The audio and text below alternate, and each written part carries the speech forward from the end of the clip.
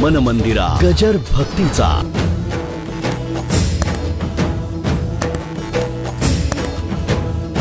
नवीन लग्न झालेली मुलगी होती, कधी स्वयंपाक केला नव्हता आणि तांदूळ सुद्धा निवडले नव्हते. निवडायचं काही तिला माहितीच नव्हतं. मग ताटात घेतलं, आई म्हणली तांदूळ निवड. मग ती तांदूळ निवडून खाली टाकू लागली.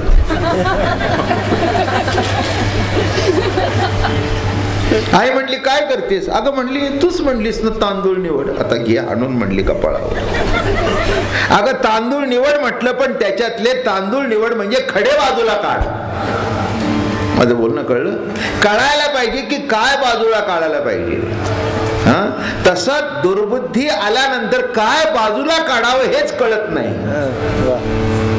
काय बाजूला काढावं हे कळत नाही. बाजूला जे चांगलं आहे ते दिसत नाही. पण लक्षात घ्या, महाराज म्हणतात दुर्बुद्धी ते म्हणा कदा नुपजो नारायणा. अजून एक गंमत सांगतो, त्याच्या विरुद्ध सद्बुद्धीचं सांगू. ज्ञानेश्वर महाराज ज्ञानेश्वरीत दीपकळिका धाकुटी परी बहुतेजा ते प्रगटी तैसी सद्बुद्धी हे ठेकुटी म्हणू नये. ज्ञानेश्वर महाराजांचं भाषा सौंदर्य अलौकिक. दीपक कलिका धाकुटी, दिव्याच्या बारक्या ज्योतीला कलिका म्हटलं. काय म्हटलं मी? दिव्याच्या बारक्या ज्योतीला काय नाव ठेवलं? कलिका. दीपक कलिका, टेंबा निराळा. नाही का? टेंबा मराठी भाषेतले शब्द फार टेंबा मिरवत आहे. काय? आणि असा लाकडाला बांधून असं ते बांधलं असलं की नाही, टेंबा, पलिता. बरं का? ही त्याची नाव आहेत. मग आता मला सांगा, दीपक कलिका,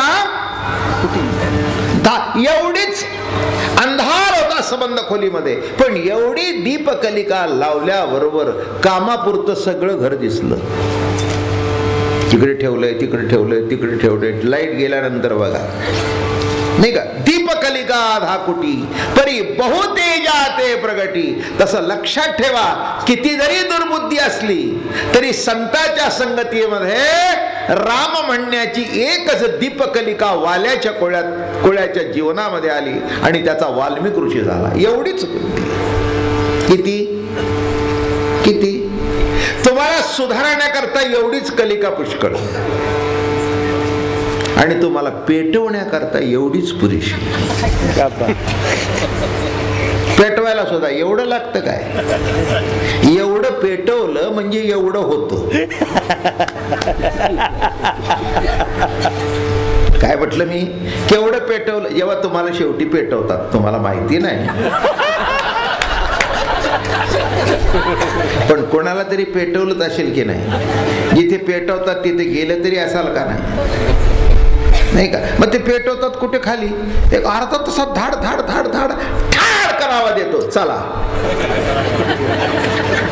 कदम साहेब, काय झालं? कवटी फुटली म्हणजे कपाळ मोक्ष. त्याला काय शब्द आहे मराठीमध्ये? काय झाला? कपाळ मोक्ष. आता काही राहिलं, चला घरी. काय असं आहे महाराज. एक कलिका प्रकाश देते आणि एवढी छोटीशी कलिका तुमचं जीवन बर्बाद. तसं एक चांगला विचार माळ घालायचा. किती विचार? एक चांगला विचार जीवनामध्ये आला, माळ घालायचा, आयुष्य पालटलं. एक दुष्ट विचार, काय माळेनी बरं केले, तोडून टाकली, आयुष्य तुटलं. होतं बरं का, तुम्ही काळजी करू नका त्याच्यात. नको त्याची परीक्षा पाहायला जाऊ. विषारी साप आहे का बिनविषारी आहे हे चावून बघू नका. काय विषारी साप आहे का साधा आहे तुम्हाला त्यातली अक्कल नाही. चावलांत विषारी निघाला ना तर कल्याण होईल तुझं. तसं लक्षात घ्या, सद्बुद्धी दुर्बुद्धी. तसं कशाचं आसन घाल? सद्बुद्धीचे घालोनी शुद्ध आसन, सुंदर आसन. बसताना चांगल्या संकल्पाने बसावं. रावण यज्ञ करण्याकरता आसन घालतो, रामाला जाळण्याकरता. घातले की नाही? इंद्रजिताने सुद्धा यज्ञ केला, आसन घातलं. कशा करता? बैठकीवर बसला. सद्बुद्धीचा आसन आहे का? रामाला जाळून कसा टाकावा, त्याची बायको पळून कशी आणावी. फळ काय मिळालं? फळ काही नाही, सर्व कुटुंबाचा ऱ्हास झाला. लक्षात घ्या मी काय म्हणतो ते, की सद्बुद्धी दुर्बुद्धी अशा दोन्ही जवळ जवळ चालतात. तुमचं आयुष्य बघा की असं करता करता असं होतं, असं असं असं असं असं असं असं असं. सद्बुद्धी येता येता दुर्बुद्धी येते, दुर्बुद्धी येता येता सद्बुद्धी येते. आपल्या हाताखालचा नोकर असेल, एखाद्याला वाटतं की याला फासून टाकावा. आला विचार, काय वाटतं? याला फासून टाकावा. रामखोर काम करत नाही. दुसरा म्हणला जाऊ दे ना, 2 पोर कळाय दे सोडून. कळलं काय? दुष्टबुद्धी आली त्याच्यावर सद्बुद्धी. मी एक दृष्टांत देत असतो याच्याकरता. हे सुपारी घेऊन माणसं मारतात ना, सुपारी घ्यायची माणसं मारायची. 40,000 50,000 जसा माणूस तसं. ज्या लेवलचा माणूस त्या लेवलची सुपारी. काय झालं? मग एकाने सुपारी घेतली एका माणसाला मारायची, 50,000ची सुपारी. आता सुपारी घ्यायची म्हणजे ते काम फत्ते झालं पाहिजे, 100% झालं पाहिजे. मग ते काय फोटो घेतात, मग त्याची संबंध अगदी डिटेल माहिती काढतात. घरातून बाहेर किती वाजता पडतो, कुठे थांबतो, याची सवय काय आहे, रात्री जेवण झाल्यावर सिगरेट ओढायला गच्चीत उभा राहतो का, खाली येतो का, पान खातो का, काय करतो, कुठे जातो, रविवारी फिरायला कुठे जातो, असा 1 महिना बरोबर. मग गाडी आल्यावर नेमकी थांबते कुठे, मग सगळी जय्यत तयारी झाल्यानंतर लोडेड. आणि बरोबर त्याने ठरवलं की उद्या सकाळी ह्याला उडवायचा. मग बरोबर ऑफिसच्या दारात फुटपाथ आणि एका खांबाच्या आड उभा राहिला. बरोबर तो येत होता, बरोबर आला का लक्षात?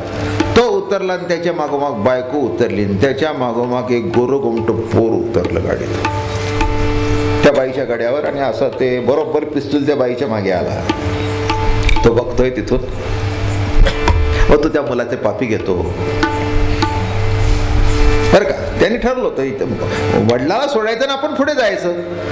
तर पण गोंडस पोरते, त्याची पापी घेतली, त्याची पापी घेतली. काय मग बायको म्हणाली लवकर यावर का, नीट यावर का. हा, आणि ते पोर काय त्या बापाला सोडेना. हा लांबून बघतोय. तो म्हणला सुपारी माणसाची घेतली, बाईची नाही. सुपारी माणसाची घेतली, बाईची नाही. आणि मग त्यांचं प्रेम बघून त्याला वाटलं, काय म्हणले आपण माणूस आहोत का जनावर आहोत. काय त्या बाईने आपलं वाकड केलंय, काय त्या पुरुषाने आपलं वाकड केलंय की त्याला मारायचं. माझं बोलणं कळलं का? काय विचार आला? अरे म्हणे त्या माणसाला मारलं, त्या बाईला काय वाटेल, किती सुंदर जोडपं आहे, किती आनंदात आहे. एक माझी गोळी जर त्याला लागली तर त्याच्या आयुष्याचं वाटोळ होईल. जाऊ द्या, 50,000 बुडले तरी हरकत नाही, पण नको. माझं बोलणं कळलं? महिनाभर ज्या दुर्बुद्धीचं पूजन केलं होतं, जी दुर्बुद्धी महिनाभर जतन केली, ती एवढीशी कलिका सद्बुद्धीची निर्माण झाल्याबरोबर संपूर्ण जीवन पालटलं. कशा करता सांगितलं? आपण इथे येतोय ते सद्बुद्धी प्रगट होण्याकरता. कशा करता येतोय? आणि एक सांगतो, सद्बुद्धीची कलिका जरी असली तरी त्याच्यात तेल सतत घालावं कीर्तन प्रवचनाला जाऊन, म्हणजे ती वात विजत नाही.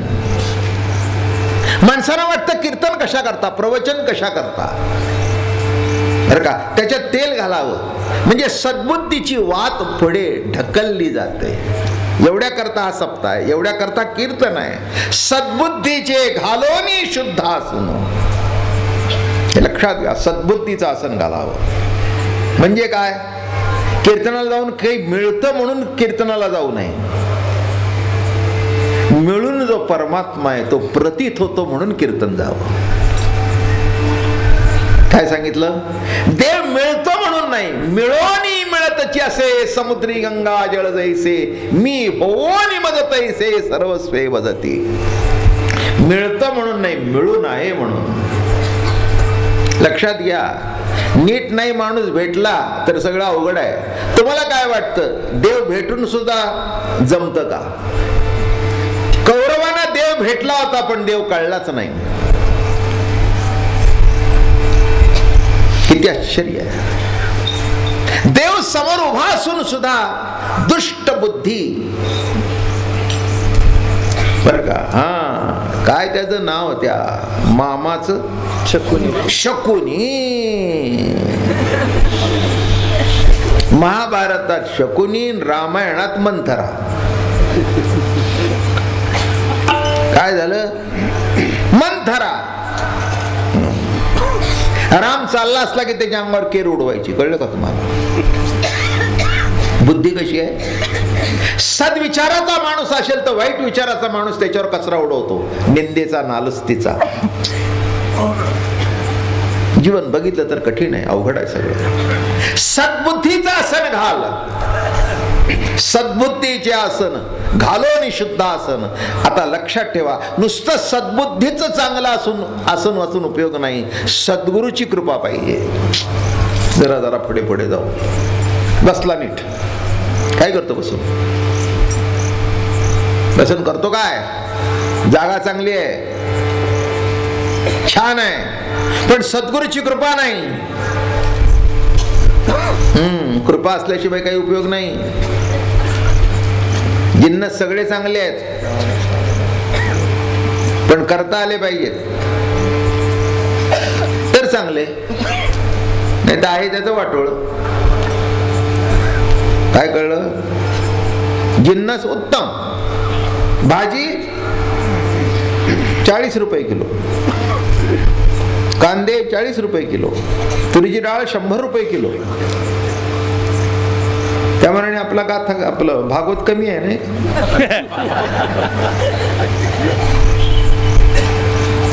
कुठच्या कुठे काय, कुठच्या कुठे भाजी 40 आणि कांदे 40. पूर्वी म्हणत होते कांदा भाकरी म्हणजे गरीबाचं अन्न, आता श्रीमंताचं अन्न झालं. कांदा खायचा म्हणजे श्रीमंत लागतो. हा, लक्षात ठेवा. सद्बुद्धी आणि दुर्बुद्धी. परमात्म्यापासून दुर्योधनाने बघितलं पण दूर नेला. कृष्ण परमात्मा शिष्टाईला आला. शिष्टाईला आल्यानंतर त्याला गाडायचा कसा याची तयारी केली. तयारी कशाची केली? हो, गाडायचा कसा. पण कृष्णच तो काय, अरे म्हणे कृष्णा तो शिष्टाईला आलास, आमची काहीतरी फॉर्मॅलिटीज असतात. काय, आमच्या राज्यात आलास, आमचा पाहुणा म्हणून आलास, आम्ही तुमची उतरायची तयारी केली आहे. ते म्हणले मला तू काय माझी उतरायची तयारी केली आहेस ती माहिती आहे, मी विदुराच्या घरी जातो उतरायला.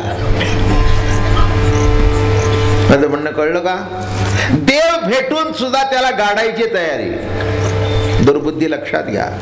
ज्ञानेश्वर महाराज आळंदीत येऊन सुद्धा पाणी न पाजण्याची बुद्धी. मडकं, पैशाचं मडकं त्याच्याकरता थोबाडीत मारण्याची दुर्बुद्धी. नात स्नान करून निघतायत आणि थुकण्याची बुद्धी. काय गंमत आहे नाही का?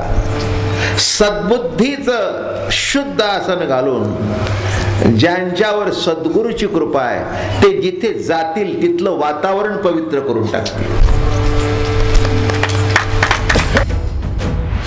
मन मंदिरा गजर भक्तीचा.